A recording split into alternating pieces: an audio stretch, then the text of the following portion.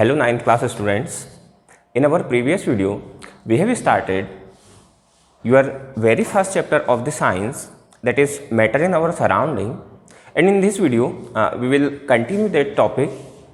But before continuing the topic, let's recall in just a few moments that what we have studied in our previous video, then we will continue the new topics. So students, we have started and we have seen about the matter. What is matter? What are the characteristics of the matter? What are the main characteristics of the particles of the matter? We have seen all that things, that they are continuously moving, the particles of the matter having spaces between them, and they attract each other.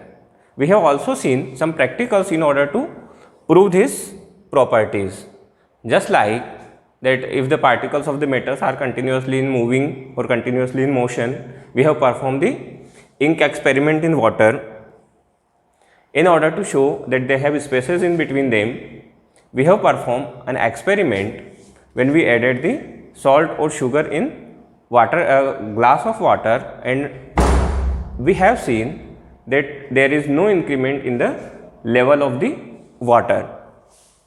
And the third property, we have seen that if we put a finger just below the tap, running water under the tap, then water again come and continuously in the form of a single stream. Then we have seen the three states of the matter, that is solid, liquid and gases. We also have seen the properties of these three states. Apart from these three states, we have also seen the two new states of the matter, that is plasma and Bose-Einstein condensate. We have seen these two states also and also studied about the property of these two states. That plasma is the state of the very high energy because it is form of ionized gas, and Bose-Einstein condensate is a stable form of the matter which have least amount of energy in them. Then we have learned about the unit of the temperature. We have seen that the SI unit of the temperature is Kelvin, and how to convert the degree Celsius into Kelvin and Kelvin into degree Celsius. We have also seen, students, about how we can change the state of the matter.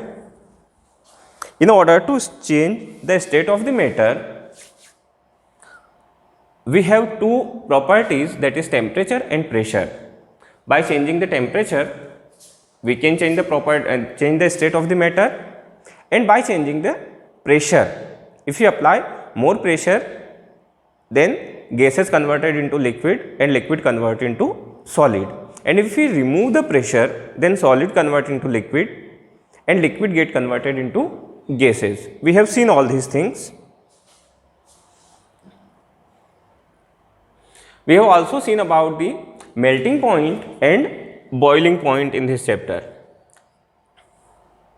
Boiling point we have seen already. Now there is a not new topic in this chapter, that is sublimation. Sublimation is also a phenomena in which the state of the matter gets changed. So now we will see how the sublimation, what is sublimation and how it takes place and what is its effect on the state of the matter. So we have studied, student, that sometimes when we changes the temperature, the solid get converted into liquid, and then if we continuously increasing the temperature of the liquid, then it get converted into gases. But there is a phenomena, students, by which a solid can directly be converted into gases without attaining the mediate state of the matter, that is liquid. In general way, solid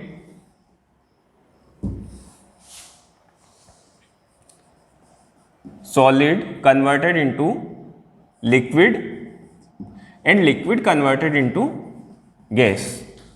But in sublimation, this solid is directly converted into gas without getting converted into the liquid. So this phenomena, the phenomena in which a solid is directly get converted into gases without attaining the mediate state of the matter, that is liquid, that phenomena is called sublimation. We have so many examples in our day-to-day life. You have seen the camphor and naphthalene balls in our houses. If we keep the camphor outside in open environment, then after some time it's get continuously changed into gases, and after some times it collapses. It reduces to zero. So the camphor does not get converted into liquid, but instead of getting converted into liquid, it directly converted into gas. So this phenomena is called sublimation, and the heat required in this case is known as heat of sublimation. In this process, the molecules of the compound absorb the energy from the surrounding and get converted into gases. So this is our sublimation. Now students, we will see a new phenomena, that is evaporation. Evaporation and vaporization, these are the two phenomena by which a liquid get converted into gases. You have seen so many times during the summer and winters that a lake or pond, at the surface of the water, we can see the water vapor rising upside. Whenever this phenomena is spontaneously occur, we call it evaporation. So students, why the evaporation occur? Generally, the process of spontaneous change of the liquid into vapor form is called evaporation. Now we will see what is the reason behind the evaporation of the water or any other liquid. In the process of evaporation, students, the molecule of the compound absorb the energy from their surrounding. The energy may be come from the air, maybe from the surface where that liquid is present. If the liquid is present in our hand, then it may absorb the energy from our hand.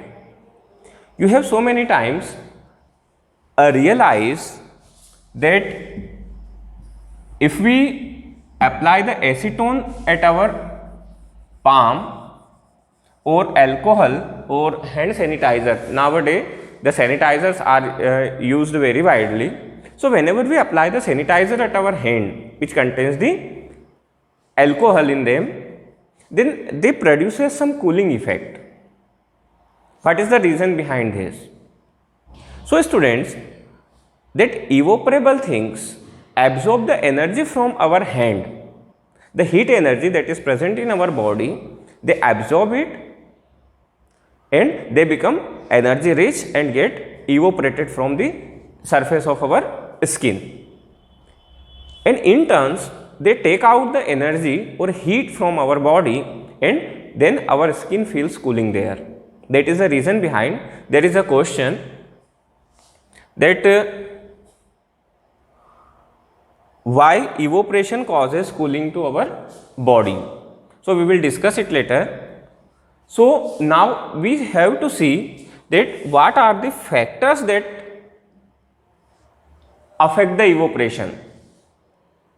Which factor decreases the evaporation and which factor increases it.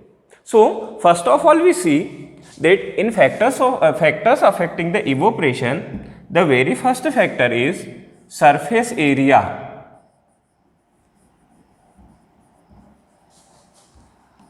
Surface area at which the surface area of the liquid. The rate of evaporation is directly proportional to the surface area of the liquid. If there is more surface area, more evaporation will take place. Less surface area, less evaporation will take place. For instance, example, if we take example of the tea, if we have to drink tea or we have to make a small children tea drinking, then we have to cool down the tea. So instead of making it cool in a cup, we uses a plate. If we put the tea in a plate, then the tea will get cooled down rapidly as compared to the cup or glass. The reason behind this phenomena is that in a plate the tea will have more surface area, and in a cup its surface area is very less. So surface area increases the rate of evaporation. Second thing, students, wind. Wind increases the surface. Wind increases the rate of evaporation. Wind and air, there is a slightly difference between wind and air. Air is present inside our house, in a room, but wind is air in motion. When air blows, that blowing air is known as wind. That's why the mills which used to produce the energy, electricity, are known as windmills, not air mills. Okay, students. So because they work on the principle of moving air, they uses the kinetic energy of the air. So whenever the speed of wind is fast, the rate of evaporation will be faster.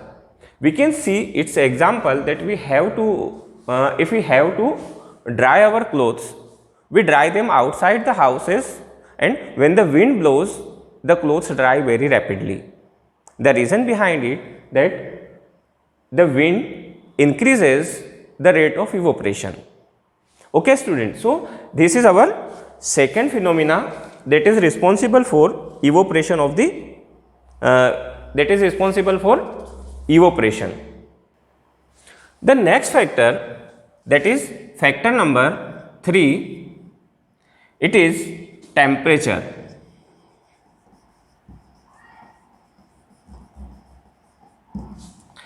Students, temperature also directly affect the rate of evaporation. It is very obvious that if we have to convert the liquid into vapor, if we increase its temperature, it will rapidly get converted into gases or in the form of vapor. If we cool down the liquid, then the rate of evaporation will reduce. If we increase the temperature, the rate of evaporation will increase. So it is also directly proportional to the temperature. The next thing, that is fourth point or fourth factor that affect the rate of reaction, rate of evaporation, is humidity. Now we have to learn what is humidity. Actually, students, the air present around us contains a little amount of water vapor which is invisible to us. That amount of the water vapor present in air around us is known as humidity. The amount of humidity changes time to time according to the temperature of the environment. If there is more temperature, the humidity will change. If there is less temperature, the amount of humidity will different. So students, whenever the humidity in the environment is low, that means the amount of water vapor present in the air is low, then the rate of evaporation will increase in order to fulfill the humidity of the air. And if already the humidity of the air is at its saturation level, that means the maximum amount it can hold is present in the air, then the rate of the evaporation will decrease. So it is also proportional to the humidity. More humidity, less evaporation. Less humidity, more evaporation. That means it is inversely proportional to the humidity. The rate of evaporation is inversely proportional to the humidity present in the air. So students, these are the four things: surface area, wind speed, temperature and humidity.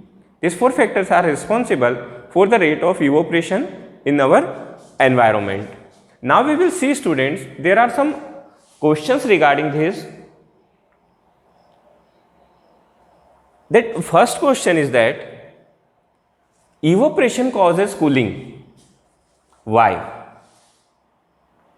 You have seen that if we keep the water in a pot, then it get cooled down very easily. If we keep it outside the house or in a wind condition, then it causes cooling faster. Sometimes whenever we apply the acetone or alcohol in our skin, it produces cooling effect. Then what is the reason behind causing the cooling by evaporation?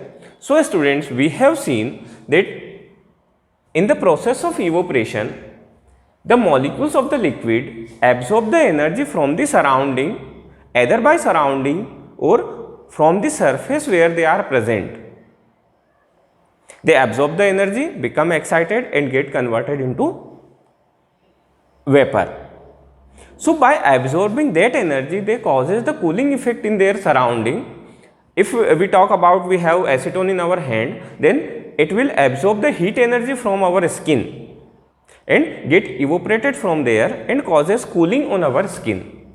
So this is the reason behind causing the cooling by evaporation, that the molecules of the liquid get energy, absorb the energy from the surrounding and get evaporate, and in turns they cause the cooling to that surface.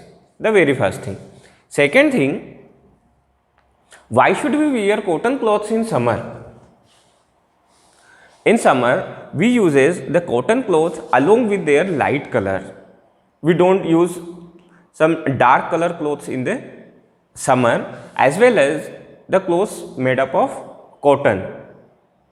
What is the reason behind this? The reason behind this question is that the cotton clothes absorb our sweat very easily, because in summer we perspire more and more. That perspiration is get absorbed easily by the cotton cloth, from where it is evaporated very easily. And during that evaporation, again the first topic come, that evaporation causes cooling. So during the evaporation of the perspiration from the surface of the cotton cloths causes cooling effect to our skin. That is the reason if we wear the cotton clothes, we don't feel too much heat during the summer. Okay students, so that is the answer of this question. The next is, why do we see water droplets on the outer surface of a glass containing ice cold water? Now we will see what is the meaning of this question. You can do this experiment at your house. It is not difficult experiment, that if we take a glass full of cold water, in order to make it cool, we put some cubes of ice in it. We take one glass of water, and suppose here we put it some ice cubes in water to make it cool. Now after 4 to 5 minutes, we will see that some water droplets can be seen on the outer surface of the glass. Here we can see up to which the water level is present, we can see some water droplets outside in the outer surface of the glass. The question is that why this phenomena takes place. So students, in order to understand this phenomena, we have seen the conversion of the states of the matter from one state to another state. We have seen that whenever a solid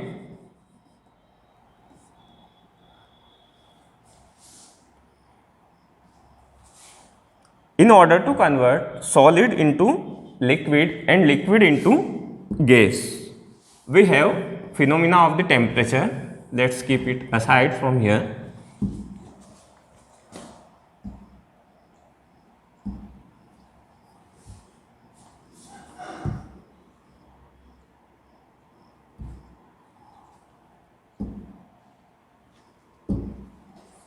In order to convert solid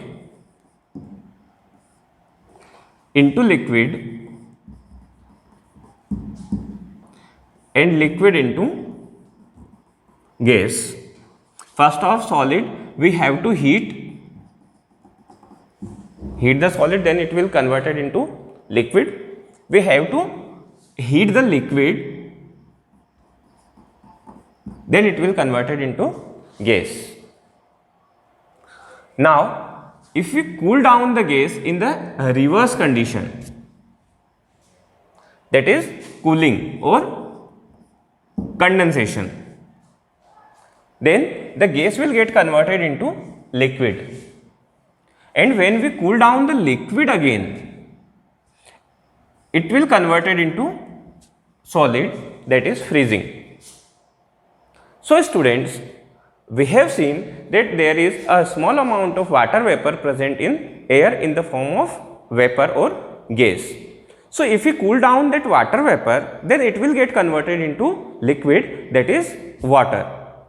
So if we decrease the temperature of this water, then the temperature of the surface area of the glass will be lower than the temperature of the surrounding, and the water vapor which is present in the air will come in contact of the surface of the glass, but the water vapor is already present at higher temperature in the air, and when it comes in the contact of the surface of the glass at the lower temperature, then this phenomena takes place.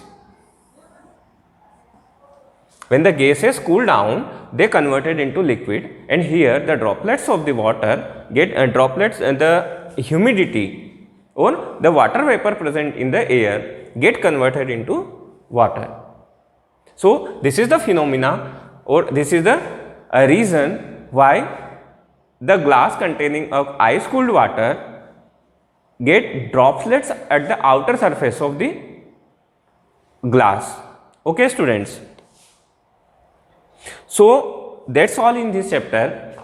Now in the next video we will do some exercises, some questions related to this topic. So before doing that, you have to revise this topic very carefully, understand them, and if you have any doubts, you can comment about the doubt. We will try to resolve your